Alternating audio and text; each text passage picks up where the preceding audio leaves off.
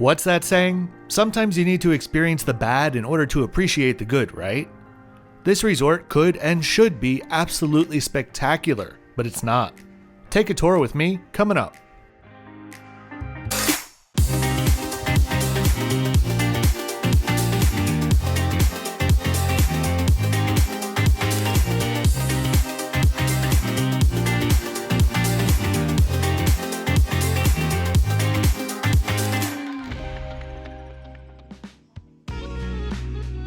If there's one thing this property has going for it, it's without a doubt the location.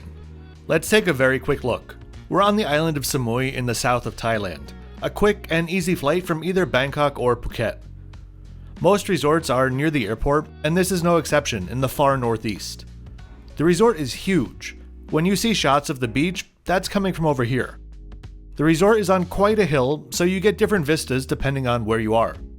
From here at the Welcome Pavilion, you get the western sunset view. This is the general area where you'll find most of the suites with north and northeastern views. And finally, the area where most of the villas are, mostly with northeast or eastern sunrise views.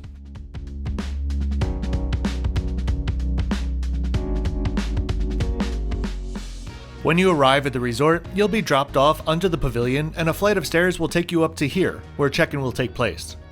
Note that there aren't really that many conveniences like convenience stores in easy walking distance to the resort.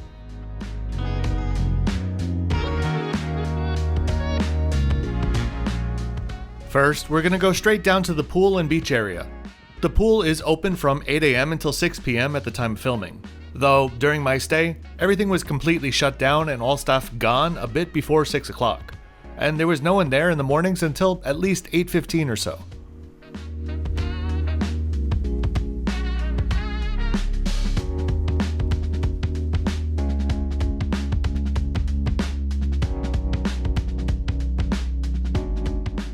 So, if you saw the opening tease, you know this probably isn't going to be a fantastic review.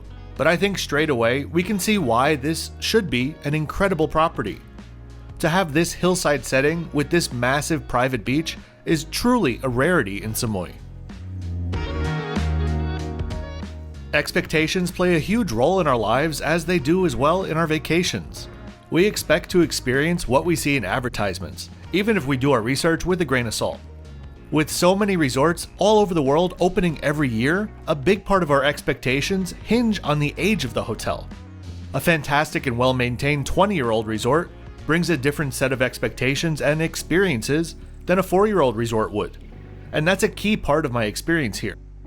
There are still plenty of things that during my stay wouldn't be acceptable regardless of the age of the property, but the fact that it's only 4 years old magnifies the problems in my opinion.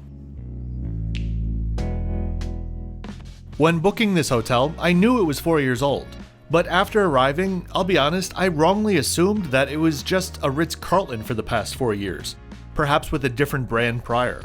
But no, this was all newly built 4 years ago with quite a few poorer materials, and honestly without acknowledging how many staff would be needed to maintain such a large property. The latter being the root cause of most issues I had during my stay here. Specifically, the shockingly dirty beach and the less than stellar landscaping, which we'll take a look at a bit later. Now, we're gonna go head up to my first room. Admittedly, this is one of those resorts where, if you take your glasses off or something, perhaps everything looks great. Nothing was on fire, nothing was falling over, I'm not saying it's that serious. But especially for large, luxury properties, the devil is always in the details. I booked this stay with American Express Fine Hotels and Resorts, which among other perks gave me a room upgrade subject to availability of course, and a $100 property credit. Upon check-in, the view from my room was upgraded. This is just part of the ride up to my room from the pool area. In total, it was nearly half a mile.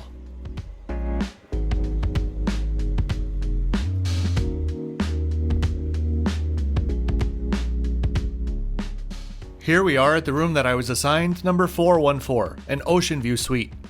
Overall, I thought the interior of the suite itself was nice. It's not my personal taste in terms of color palette, but I know plenty of people that would enjoy it.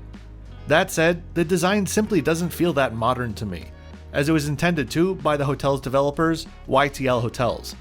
They're a Malaysian conglomerate which own many other high-end hotels and resorts in Southeast Asia, Australia, and Europe. A note about my channel. If this is your first time taking a look, welcome to the channel. I just want to say, I despise making bad reviews, and whether it's for a hotel or an airline, on my channel or another. I don't like the fact that typically they get more views than some fantastic resorts do. But that's the world we live in now. I have absolutely nothing against Ritz Carlton or Marriott. In fact, two of my favorite hotels in Thailand, the Naka Island and the Vanabelle Resort, are Marriott properties, which you can check out for yourself. When I have complaints about resorts, I'm going to show you exactly what I mean to the best of my ability. Whether you believe they're justified or not, well, that's your prerogative. This video was a moment in time, but it did happen. I understand clearly the impacts of COVID on the travel industry, but at the end of the day, it's a business that needs to be maintained. And the vast majority of resorts in Thailand seem to be doing just that. Hopefully, the resort has improved since I was there in December.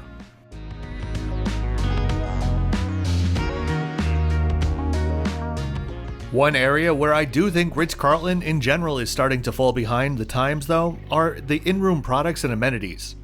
Of the 15 hotels and resorts that I stayed at on this trip, the Ritz Carlton is the only one to continue to offer plastic bottled water, as well as really cheap house-branded bathroom toiletries, also all plastic.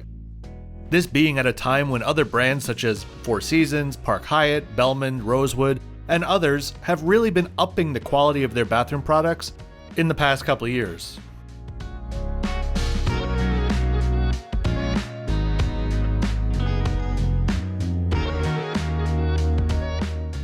So after coming to my room, the interior of which was exactly as expected, I complained about my balcony here. Why? Because it wasn't as advertised, simple as that. You can check the Ritz Carlton website for yourself. Every category of suite has a video gallery of images that shows off a really large balcony with a sofa, tables and chairs, and the like. To this day, it still shows the same videos. Some people will think it's petty to complain about a room's balcony when otherwise the room was to expectation. For me, when I travel, I must work. So when I called to ask about the balcony, I was asking specifically about the table and chairs outside for me to work at. Quite frequently, I book hotels or specific rooms because of the workspace, and this was one of those times. After trying to convince me that I was wrong, their solution was to upgrade me to a villa.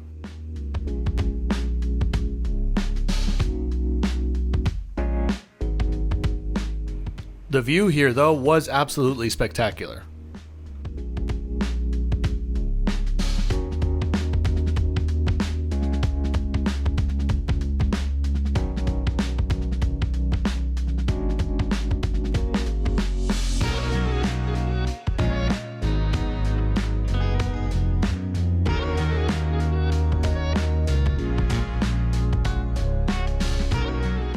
While waiting for my new room to be ready, I headed to SeaSalt for lunch. The layout here is a little bit odd. Each table is its own small room, all connected by one really long hallway. Overall, it just has a bit of a drab feeling to it. That brings us to the food, and more specifically, the prices. I'm not going to go item by item, but in general, food and especially the drinks here were absurdly expensive. Typical in Thailand, a normal can of Coke would be, let's say, 70 to 90 baht at a 4-star property, and 100 to 150 at a 5-star resort, maybe sometimes a bit more up to 200. Here, 250 baht. $8 might not be a lot at a luxury property in Europe, but it definitely is in Thailand. The food was nothing to write home about, and honestly the condition of the place was just not great.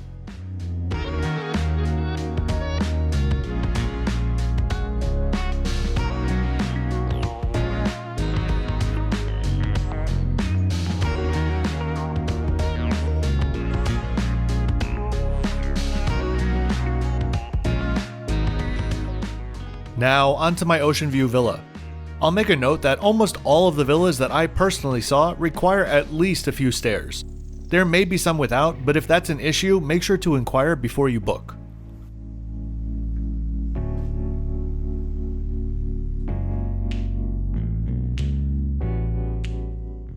The layout of the room I actually loved. Whether inside or outside, the space was used really well. I enjoy rooms in villas that don't have a ton of wasted space or empty space. This felt really comfortable here.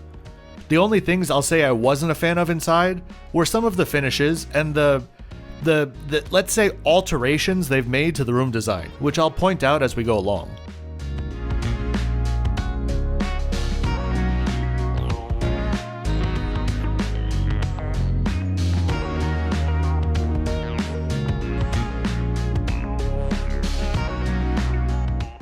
Behind the bed, there presumably used to be a small garden.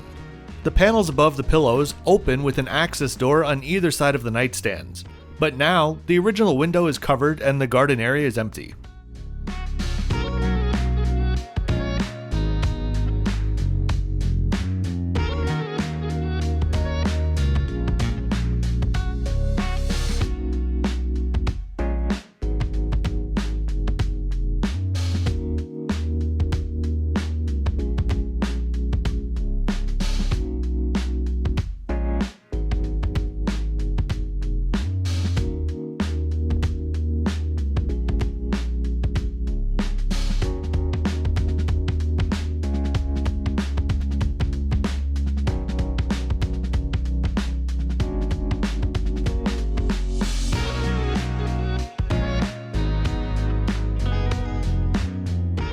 The mini bar overall was fairly well stocked, and the prices were lower in the room than they were in the restaurants.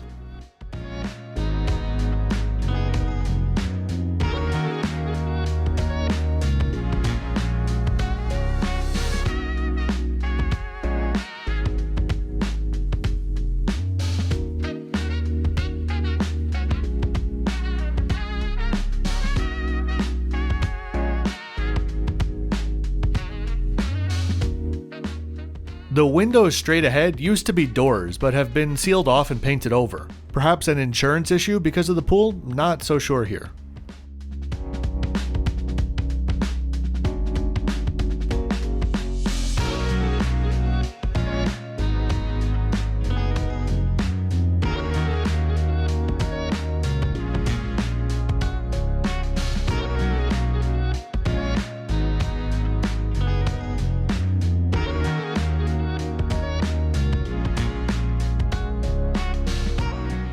The bathroom has a double vanity and wicker framed mirrors. Behind the mirrors is a huge window, but if you open the curtain all the way up, people from the buggy path or the villas above you can see straight into your bathroom.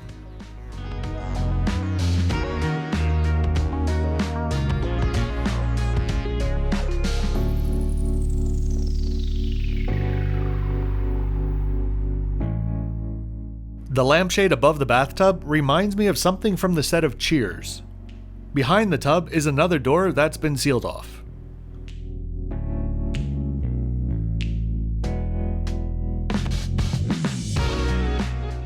And these painted walls here actually are painted glass. They used to be windows.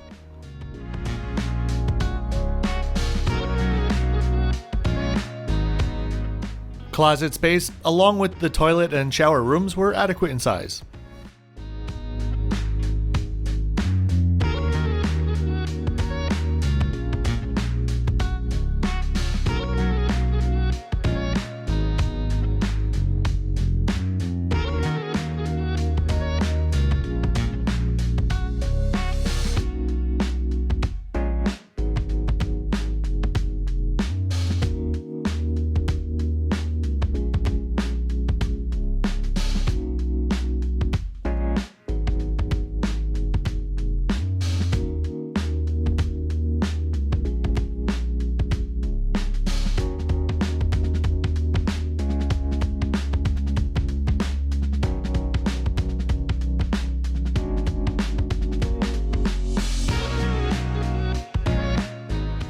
Outside, a couple of loungers and an umbrella, an outdoor shower, good just for a rinse because it's not that private, a small private pool, and the all-important table and chairs overlooking the rocky coastline.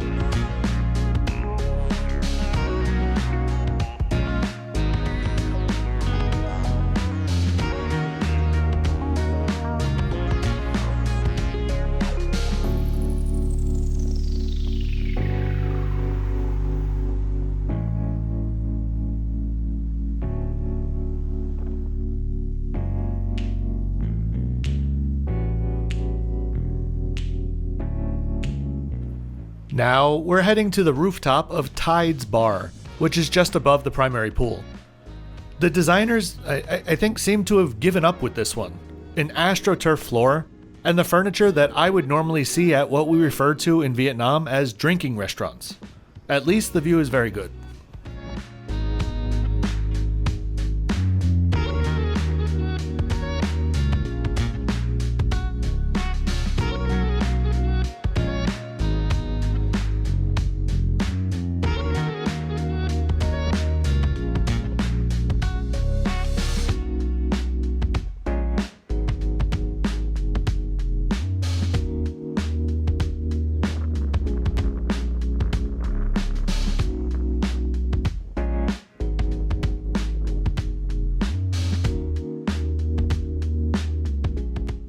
Just to the right, we have Pak Tai, which is the primary dinner restaurant, which I think does a much better job at the individual dining concept.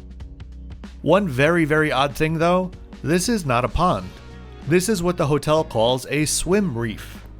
There are photos of this large blue floating platform in the ocean, which actually doesn't exist at the moment. I thought that was the swim reef, but no, this pond is. In their words, quote, "Discovered the largest one-of-a-kind swim reef in Southeast Asia within a resort at the Ritz Carlton Koh Samui. Teeming with over 50 species of marine fish by the thousands, our unique feature will delight and engage all ages through immersive snorkeling discoveries and scheduled supervised fish feeding." The fish feeding is just over $30 per person. If you don't believe me, because I barely can, you can Google it online and you'll see photos of guests in the pond swimming with the fish. For me, I stuck with room service. The food came incredibly fast, like 15 to 20 minutes maximum, but somehow was already room temperature.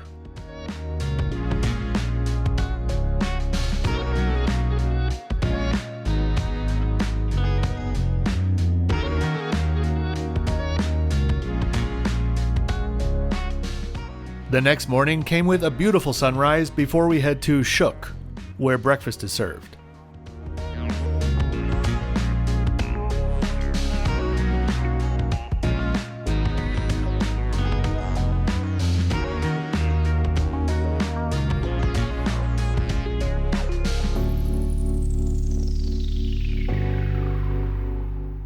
The outdoor area here is called Baan Tala, and at times it's set up for a sort of outdoor street food market, with individual hawker stalls set up, but it wasn't offered during my stay.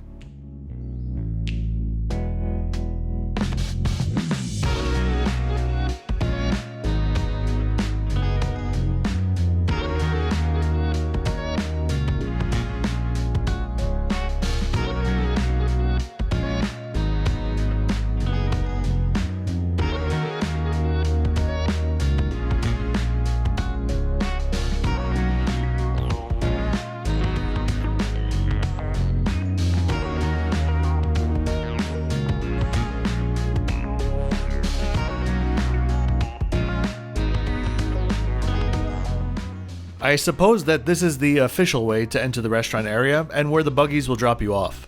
From here, you'll pass through a gift shop before finding the restaurant itself.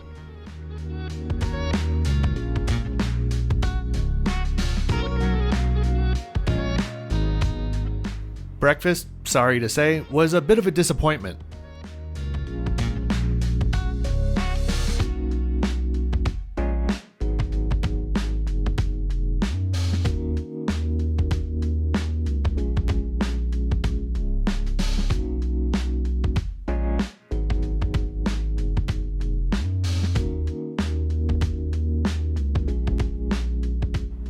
It is a full buffet, but all the food is served by staff. I feel like if you've never been to Thailand before, you might enjoy the array of dishes on offer, but it all just felt a bit generic and cliche.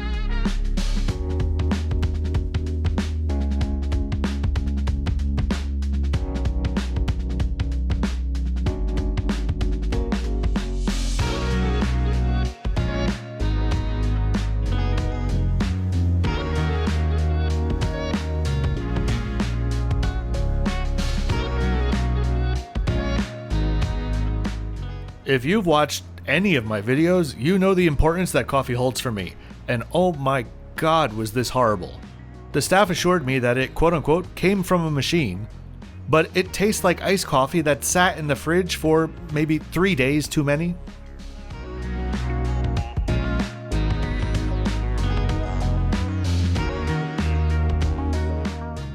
Next up, let's continue on to the spa. So I didn't actually know that the spa was closed and wondered if I should include the video of it, but you know it's closed, so you can take that as you watch. I normally don't feature spas in my tours because during COVID, normally the hotel will point out to you that you need an appointment to access the facility, which is fair enough. Here, there was no such direction. The door was just open, I went in. I suppose you could imagine how it would look when it's fully functioning. Later, I asked about it and was told that it was closed for 1 week for renovations. If you believe that this has been closed for just 1 week though, I have a bridge that you might be interested in.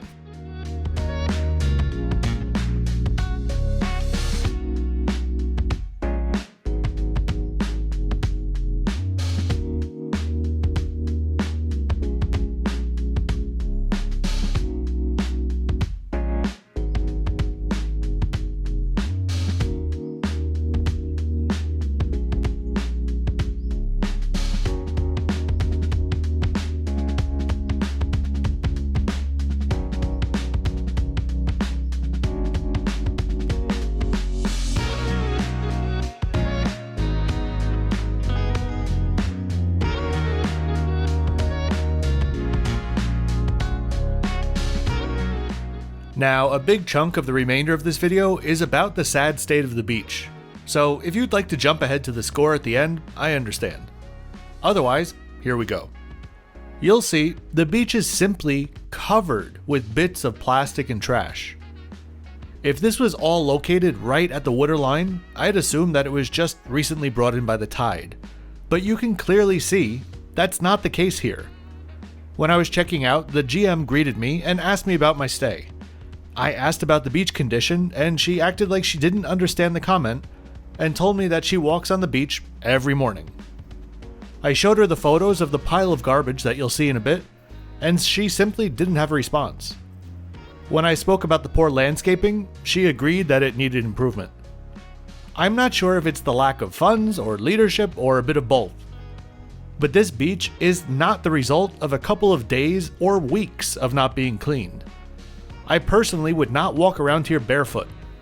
We're talking about a private beach at a Ritz Carlton, let's not forget.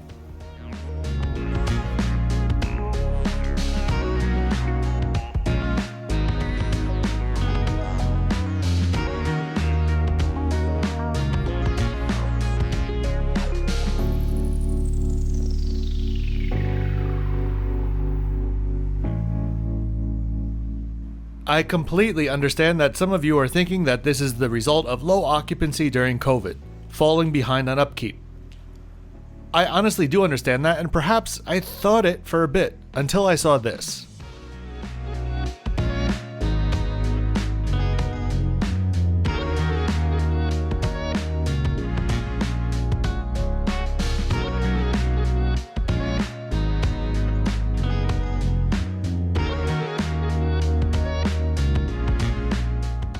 And this. On the rare occasion that they do clean the beach, I suppose that this is just where they dump all that garbage.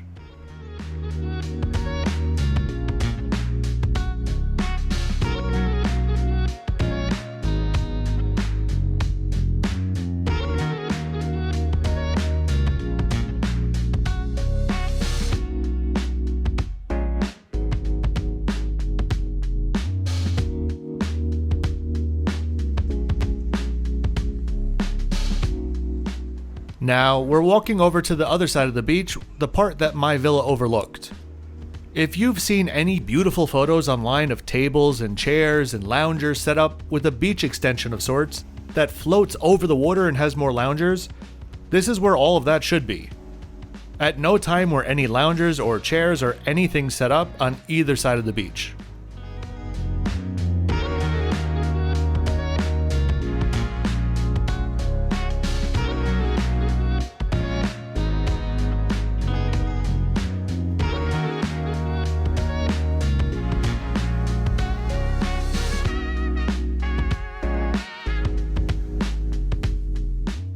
And then there's the lack of landscaping upkeep. So much of the ground cover was either brown or just absolutely overtaken by weeds.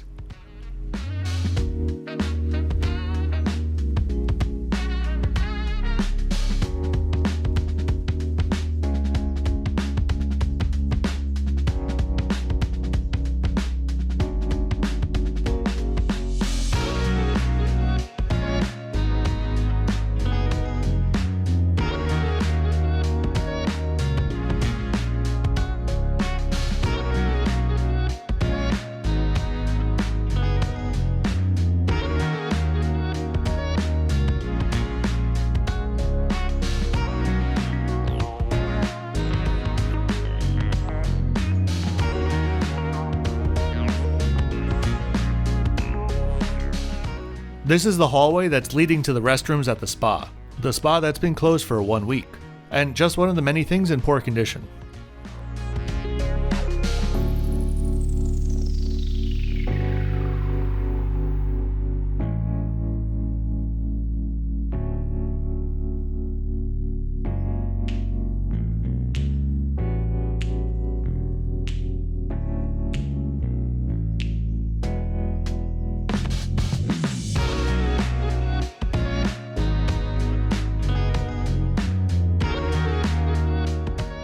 If you're looking to go to Samui, I can highly recommend the Hyatt Regency, Vanabelle Resort, and Sala Chaweng.